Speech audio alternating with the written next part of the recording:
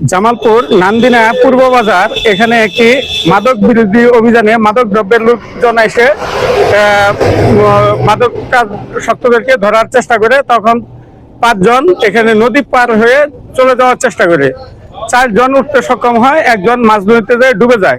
সংবাদ পেয়ে আমরা দ্রুত ঘটনাস্থলে আসি, উদ্ধার কার্যক্রম শুরু করি। আমরা প্রায় 1 ঘন্টার মতো সার্চ করছি, কিন্তু উদ্ধার করতে পারিনি। আমাদের কাজ চলমান রয়েছে।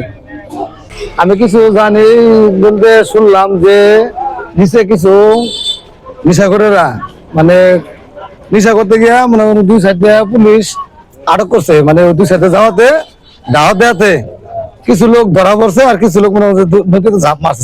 4 জনের ভিতরে 3 জন উপাসে উঠে গেছে, আর একজন মনে করেন যে পার হতে পারে নাই।